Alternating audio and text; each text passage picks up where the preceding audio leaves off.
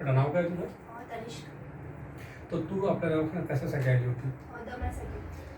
दम्यासाठी. किती दिवसापूर्वी आली होती? आम्ही 1 आठवडा झाला. 1 आठवडा झाला. दम्याचा त्रास तुला कधीपासून होता?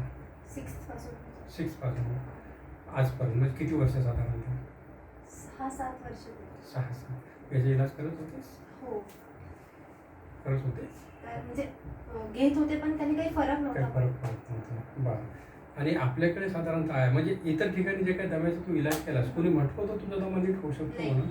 ते म्हणजे नेहमीसाठीच राहिलं. नेहमीसाठीच राहील. आयुष्यभर हां. औषध घेत राहायचं. मग आपल्याकडे आल्यापासून किती दिवसापासून फरक पडला औषधी घेतलं तेव्हा? पहिल्या दिवसापासूनच होतं. Very good. पहिल्या दिवसापासून फरक पडला. बरं.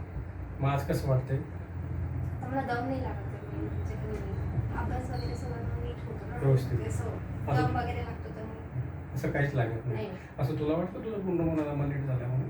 हां. असं काही दम्याचं काही असं जाणवतं? नाही आता नाही ना? मॅडम तुम्ही काय म्हणू इच्छिता आपल्या दवाखान्याविषयी? व्यवस्थित तुम्हाला इलाज वगैरे वाटला?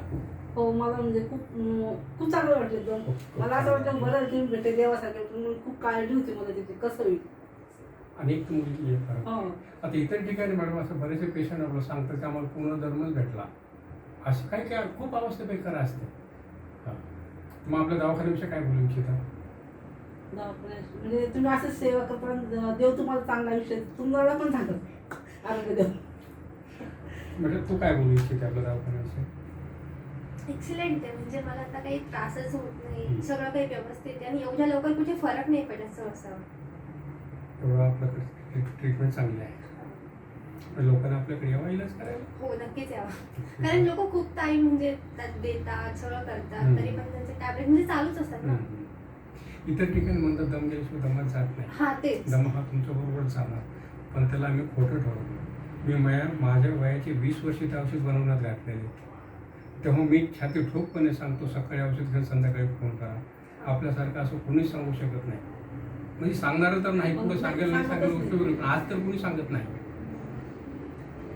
चालेल. थँक्यू.